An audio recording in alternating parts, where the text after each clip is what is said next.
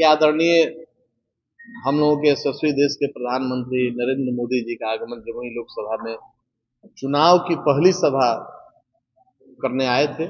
उनकी उपस्थिति गरिमामयी हुई और उसमें माननीय मुख्यमंत्री नीतीश कुमार जी, हमारे पार्टी के राष्ट्रीय अध्यक्ष आदरणीय चिराग पासवान जी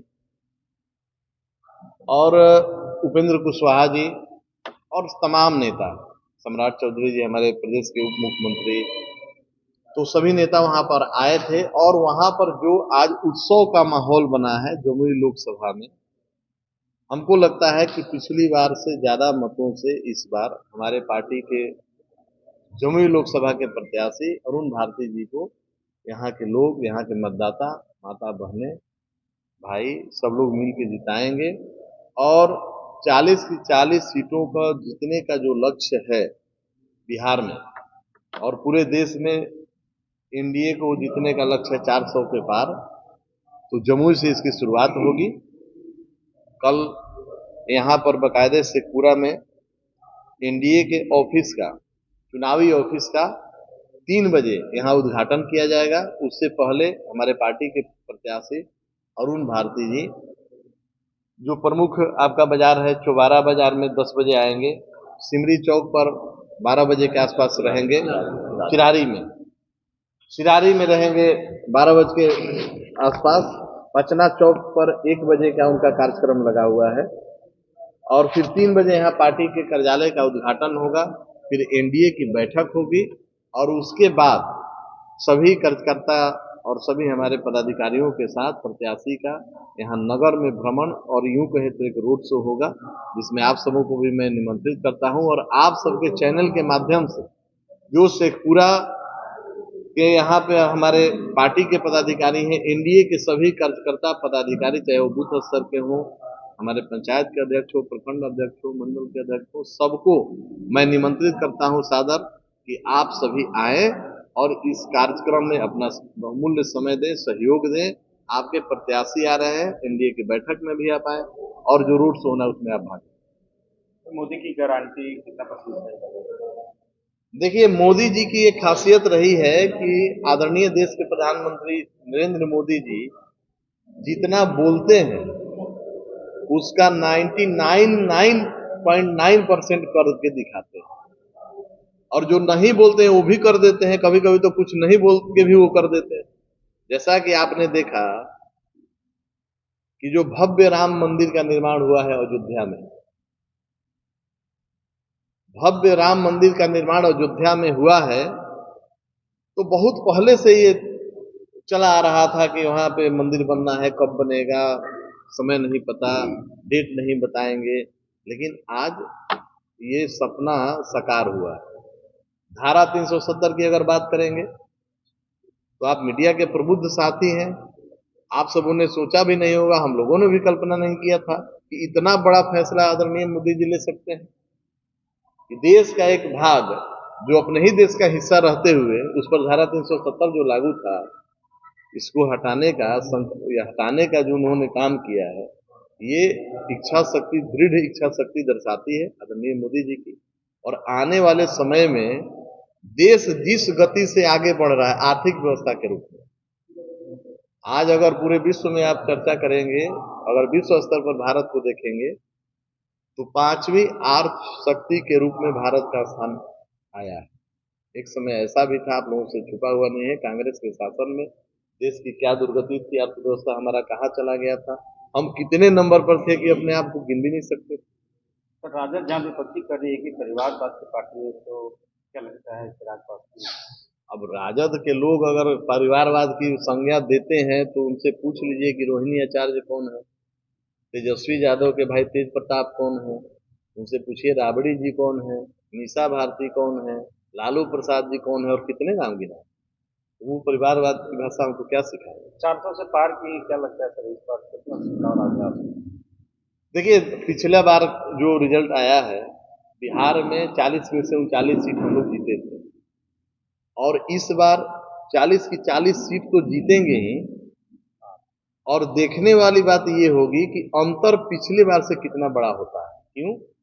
क्योंकि तब जो हमारा गठबंधन का स्वरूप था उसमें और 2 मजबूत साथी हमारे साथ जुड़े हैं। आदरणीय मांझी जी की पार्टी और आदरणीय उपेंद्र कुशवाहा जी की पार्टी, सबका एनडीए के घटक दलों में जब शामिल हुए हैं तो स्वतः जीतने का जो अंतर है और बड़ा हो जाएगा और 40 की 40 सीट जीतेंगे। तो बिहार की परिस्थिति तो आप देख रहे हैं, नजदीक से आप समझ रहे हैं। कमोबेश आप बगल में उत्तर प्रदेश को देख लीजिए, आप झारखंड को देख लीजिए, बंगाल को देख लीजिए, तो पूरे देश में एक माहौल बना हुआ है कि भाई मोदी जी की जो गारंटी है उस पर जनता को भरोसा है। जनता ने टेस्ट कर लिया है कि मोदी जी जो बोलते हैं वो करते हैं। मोदी जी अपने लिए, अपने परिवार के लिए कुछ नहीं, पूरा भारत ही उनका परिवार है। मोदी जी के परिवार की संज्ञा तो यह है कि पूरा भारत मेरा परिवार है। सर पिछले बार के अनुसार क्या लग रहा है, इस बार ज्यादा मेहनत करना पड़ा है? नहीं, हम लोग को न पिछला बार ज्यादा मेहनत करना पड़ा था, न इस बार ज्यादा मेहनत करना है। क्यों? क्योंकि मेहनत तो लगातार पॉलिटिकल पार्टियां अपने क्षेत्रों में करते रहते हैं। हम सामाजिक कार्यकर्ताओं को और हमारे पदाधिकारियों को, दल के हमारे संगठन के साथियों को निरंतर बूथ स्तर पर हम लोग रोज काम करते रहते हैं। क्षेत्रों में और क्या रहेगा मुद्दा से?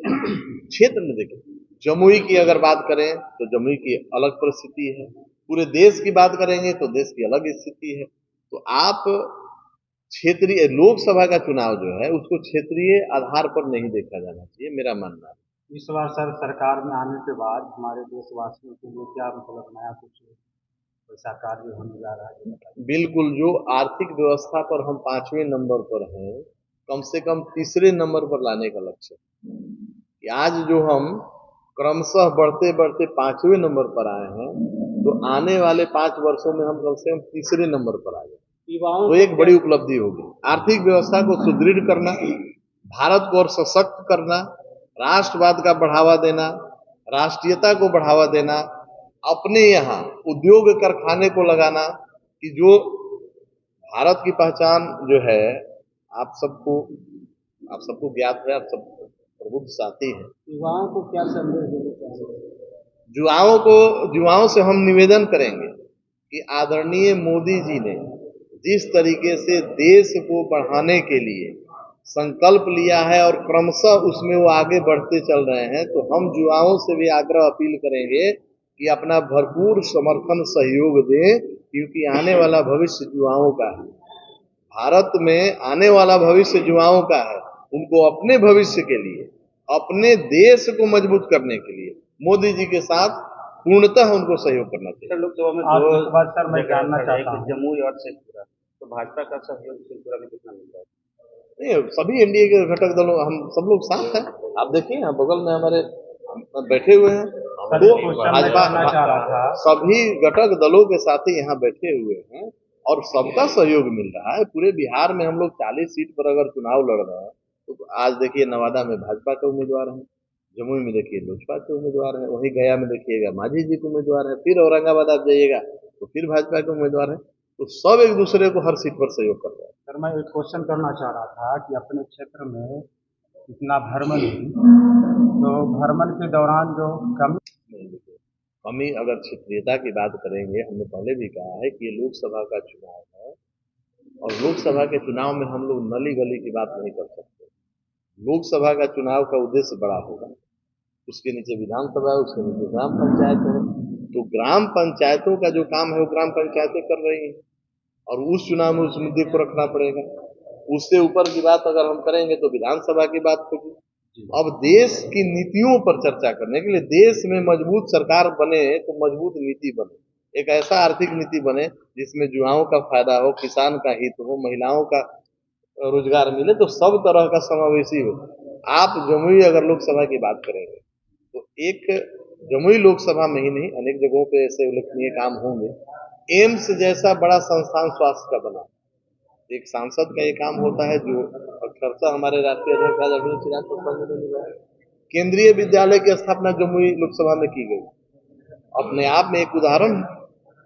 40 की 40 सीटों पर देखेंगे तो 40 जगह केंद्रीय विद्यालय और एम्स नहीं बना है, लेकिन आने वाले समय में ऐसे मूलभूत संरचनाओं को मजबूत करने का संकल्प हमारे पार्टी, हमारे नेता, हमारे उम्मीदवार और सभी लोग संकल्प। क्या नाम है सर? अपना परिचय जी, मैं हुलास पांडे, प्रदेश अध्यक्ष संसदीय बोर्ड लोक जनशक्ति पार्टी रामविलास। दें।